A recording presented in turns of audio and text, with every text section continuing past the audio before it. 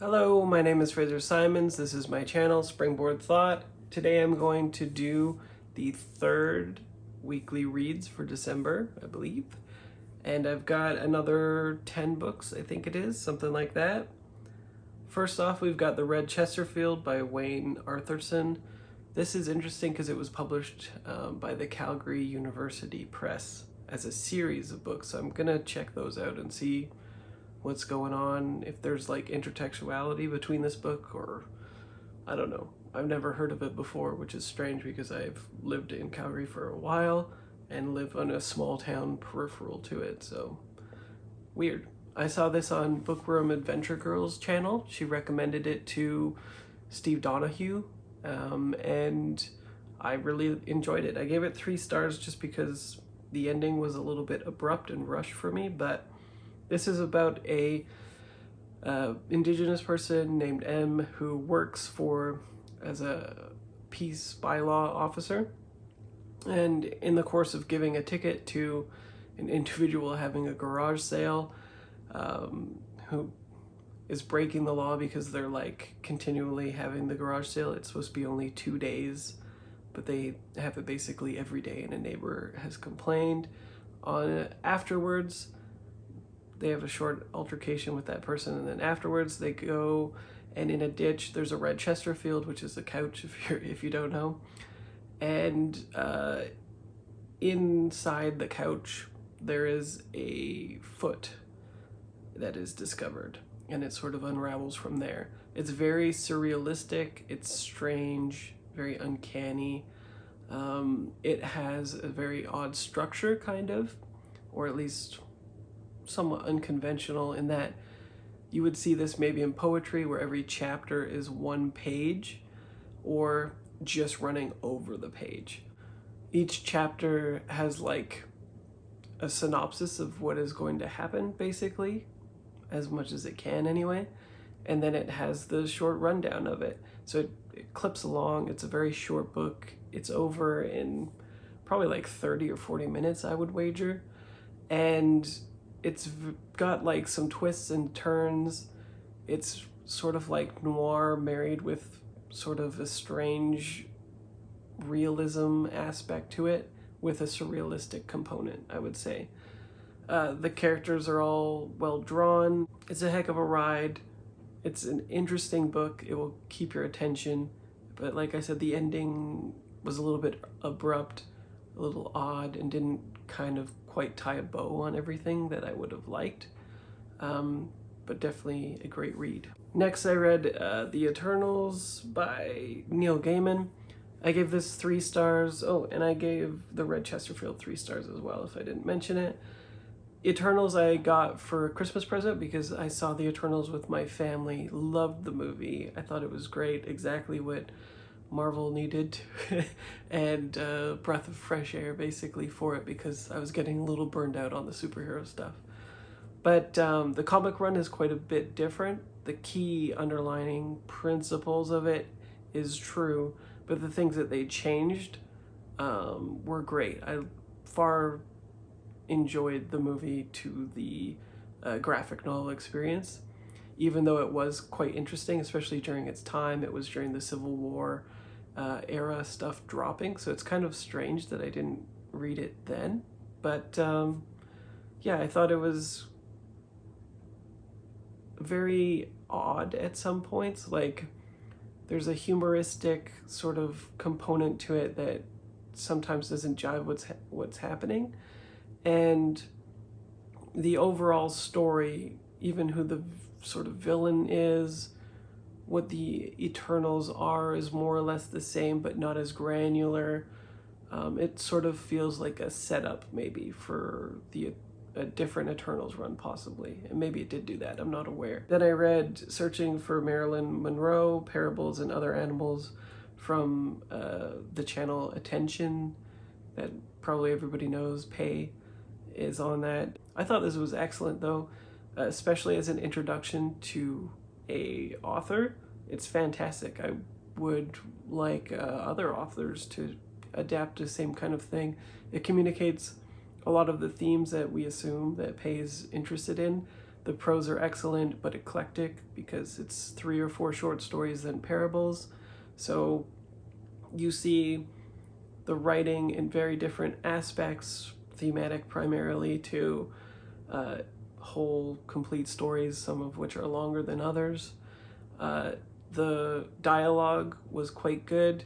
The prose work varied because stylistically I favored some over others, which is sort of just a hazard of what happens when you have like an eclectic anthology or assembly of pieces. I gave it 4 stars. I really liked it. It's hard to talk about because it's so completely different from one story to the next, but there's a thematic through line for each of them that makes the stories very compelling by the end. And you have to grant very little patience or affordance to the prose before they grip you. And so I thought it was all around a very strong, usually much better showing than most typical debuts. And if Pei decides to write more, I'll definitely be there. I then read Charles Dickens' Great Expectations. I gave this 4 stars. I've been putting this off. I actually own a copy of it, but didn't remember to bring it down. I'll put a copy of it. It's a pretty cool edition of Paper Mill Classics. I really like the layout. The font is a little small, but it's pretty great. I was putting it off though because I saw that retelling with Ethan Hawke and Gwyneth Paltrow like a few years ago, and movies tend to stick in my head pretty vividly. So I kind of knew all of the turns in this already, but it still managed to be surprisingly good. At 4 stars, that means it exceeded my expectations, and I already knew most of the plot beats that were in there. There's definitely more in the book than in the movie, of course, but you can tell it's serialized. He's trying to keep people engaged. There's some like fun twist, melodramatic in some parts. It's almost like telenovela-esque, where there's like these shocking revelations that are just really fun. The characters are very vivid and symbolic representations of components and ideas being butted against in the actual fiction, which is great. What else? The prose work was great. It's definitely overwritten, but the musicality or the lyricism of it is quite enjoyable to consume, so I didn't mind it. And overall, the story was just great to consume. I think the conclusions about capitalism and classism are somewhat outdated, but they're still relevant, that's for sure. I mean, the disparity between or class stratification in general is only being accentuated. So, you know, I could see why it's in the canon, why it's a classic, why people enjoy it, and I'll definitely read more. It seems like lately people are reading Bleak House, and it sounds very interesting to me, so I might jump from that to that. Next is The Talented Mr. Ripley by Patricia Highsmith. This was fantastic. Again, a book that I've been putting off because I saw the movie when I was like a teenager and thought I mostly understood what was going on. The book is far more granular. Prose are excellent. The thematic through line is far better in the book, I would say.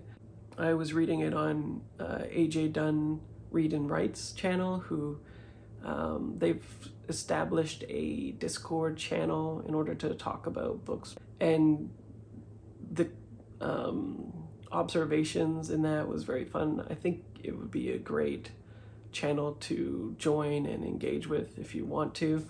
And there's been like a lot of eclectic views, particularly around the queer component of this book. It's very interesting that there's lots of different viewpoints, what needs to be explicit, what doesn't need to be. Exciting to consume in some ways because I just like stories where rich people get got, you know, eat the rich, I'm on board. So, quick note, I'm just going to do a full review on Ripley because I ramble on about this book for 15 or 20 minutes at this point, so I'm gonna cut it, and if it feels weird, it's because I cut off a lot of it and just give a brief summary of it and rating. Sorry. What's so clever about it is she marries the idea of classism and eating the rich, killing the rich, and making it so you don't really care what sort of violence Ripley wields in order to maintain his status as usurping the actual rich and playing that role, with the idea is empowered by putting certain aspects of his identity in the closet, essentially, is just such an astute observation, especially for at the time that it was written. Way ahead of its time. It reads pretty contemporary to me, except for there's one part where they're very excited to get a fridge, so maybe not that part, but everything else you could pretty much substitute it. I just really love that this book turned a sort of like hermit crab type story into way more of an allegory for queer closeting, or just the idea of passing in different circles, and primarily that it reduces the identity of the rich to simply a performance and a role that somebody can undertake. Talented Mr. Ripley, I rated 4 stars. Next, I read Haunted by Chuck Palahniuk. This is my first book of his, and Haunted I rated 3 stars. I think it kind of barely performed well its intention, which is a group of writers get together at a retreat, and it's like an isolated cabin to challenge themselves to sort of like bring out the best craft that they are possibly able to deliver. They end up sabotaging each other, like they sabotage the food, the drinks, all of this different stuff, and so they're trying to like bring out the desperate, more primal aspects of human behavior, and it's represented through a series of short stories. It was quite long too. It was like 230 pages or something like that. And the further that you go in, the more sort of grotesque and strange it becomes generally. There's a story called Guts that's near the beginning, and that's pretty visceral, literally, for once. Used literally, I mean, for once. And so it's very interesting getting the meta story through the meat of the short stories, but it also devalues those short stories quite a bit, right? Because you know they're on the peripheral, they're not actually happening, they're difficult to suspend your disbelief around, because you know that a writer within a story is compiling it, rather than you just needing to suspend your disbelief of consuming a story in general, which to me is a very big deal in my mind. If you tell me that a thing essentially doesn't matter or doesn't exist, even if it is a same or similar thing to what I'm consuming in my own life, the more self-aware a book is, essentially, the least likely it will be able to pull off its main conceits for me. And so this has some problems. However, I do think it's an original idea. I think that some of the stories were pretty astute. Some of them just felt like pandering to the grotesque and sort of like just shock value, basically. And part of that is diegetically making sense in the story. They're trying to one-up each other. They're trying to show aspects of human identity that nobody else would, by incentivizing this desperation in themselves to come out, which ends badly. So there's the meta component, and then there's the actual stories, and I think the meta component succeeds well. The stories I don't particularly care about. Next, on audio, I consumed The Last Graduate, the Scholomance #2 book by Naomi Novik. This one is quite different. It's young adult. It's about a magic school which houses all of these young kids as mages who are learning to become mages, and yet are very vulnerable because they're not powerful yet. And so all of the monsters and creatures and stuff in the area are drawn to it and continually end up killing people. So it becomes like sort of an allegory for capitalism, as well as like Ivy League schools versus like general schools. So it's got that component to it. They form like in-groups and out-groups based on protection based on the amount of mana each enclave has and can provide other people, yet it's like a two-way street. They're sort of indentured to powerful people in order to just simply survive. So it's pretty dark, YA. It is, however, sometimes darkly funny. The main character is very likable to me, but not to others, I think. She's like sassy, she's kind of like closed down, she's not very like dramatic and doesn't like showing emotion, and has been conditioned like many of the kids to sort of like stick it out in school, survive, and then after that you can kind of figure out who you are, because if you don't apply yourself, you're literally just gonna die. So it's intense. Because this is the second book, I won't go into too much because pretty much everything would be a spoiler essentially, but this book is far more about, after everything is established, a way in which the kids can work together somehow under the system and get the best chances of everybody graduating. Whereas before it was basically like battle royale essentially, and she was just trying to survive, and you were trying to figure out who she was, what kind of power she has, how powerful she is, and there's like a romance component to it too that I just don't really care about, but a lot of people seem to like. I like the world building quite a bit. I like the way the magic works mostly, but mostly the thing that compels me about it is the allegory and the ways in which it parallels very smartly, I think, different classist elements in Western culture and Western thinking.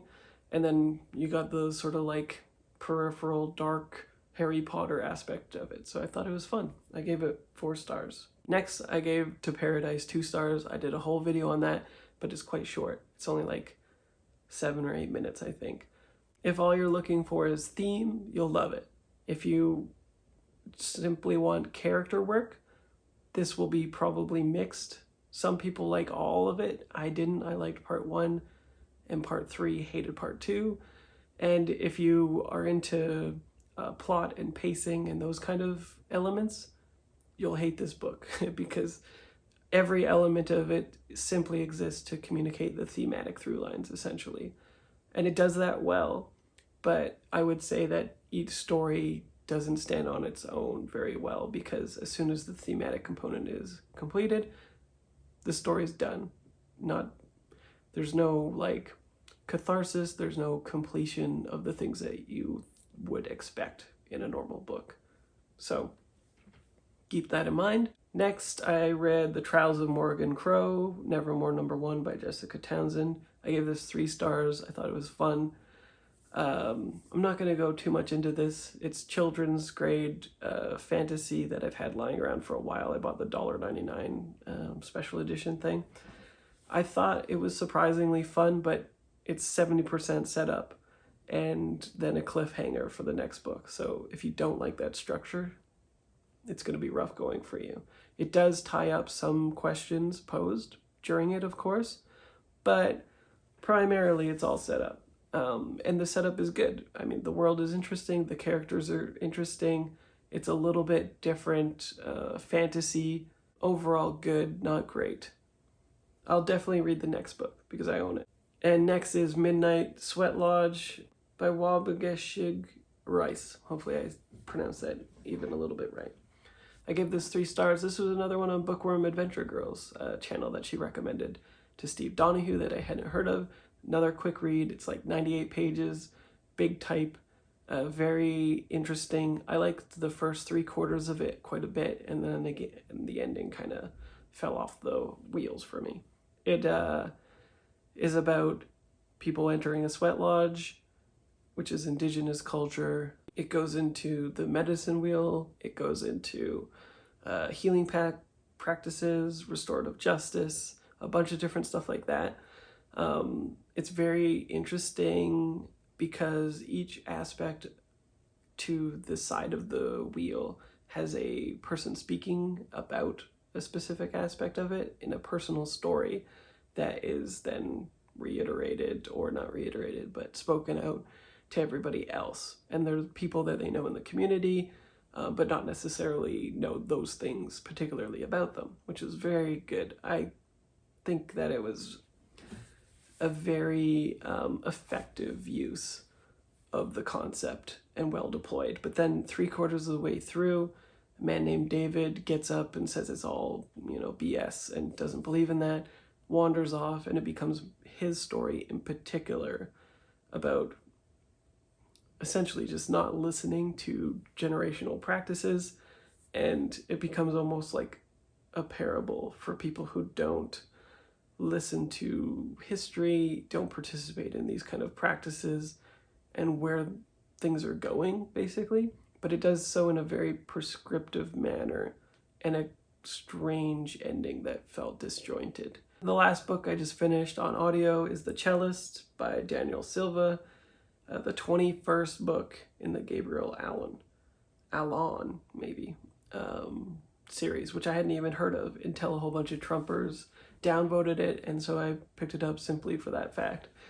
I wanted to see if what they were saying was correct or not. The whole, he's injecting his political views and Gabriel is just a mouthpiece for his views now and all that kind of stuff. Turns out, of course, it's just a pretty typical bog standard commercial fiction set in contemporary times that is vaguely critical of Trump, and revolves around a money laundering scheme in Russia, and the Cellist is a component of that. It weaves back in time between Gabriel's past, where he gets to know her, and the future, where this threat is unfolding that pertains to the past as well.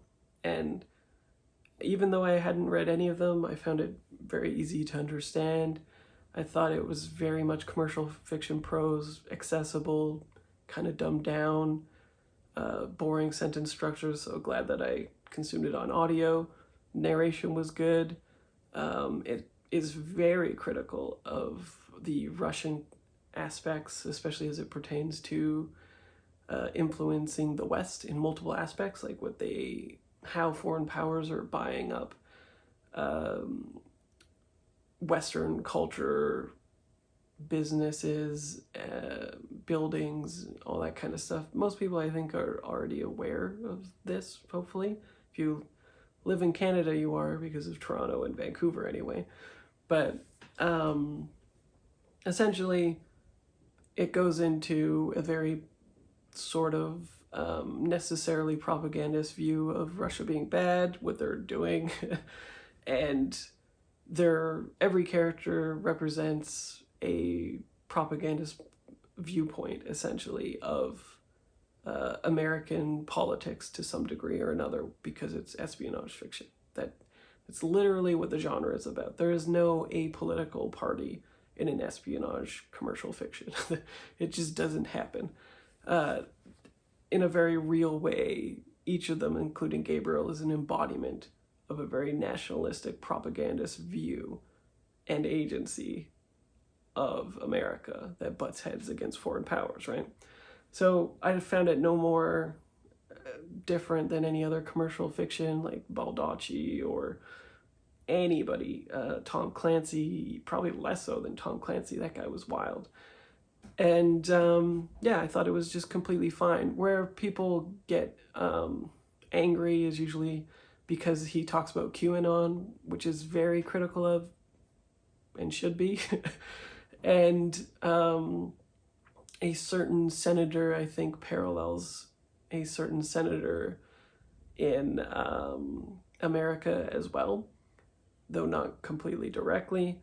And so I think people get angry about that, but right after the story ends, he has receipts about all of these different things, what is factual, what he has been pulling from, and that part has nothing to do with the fiction. It's just like an afterword. So I think maybe people conflate his views at the end, where he is quite clearly expressing his own views and supporting them with receipts, versus the things that he's putting in the story, which feel completely normal. Apparently all his other works have been critical of presidents as well. So really the only offensive thing is if you were very into QAnon. And that's what I've been reading. I don't have anything on at the moment. I've completely cleared the queue, but I will be reading Oh Beautiful with Mark Nash come Monday, tomorrow. And I also have another book out, Chouette. Is that how you pronounce it? The woman who gives birth to an owl, unhinged woman, hopefully, here we come. And I think that's everything else that I've been meaning to read. If you've read anything that I've mentioned, feel free to comment or interact with me in any way that you would like. If you bring up spoilers about books, try to be, tactful about it. And otherwise, I will see you next video. Bye.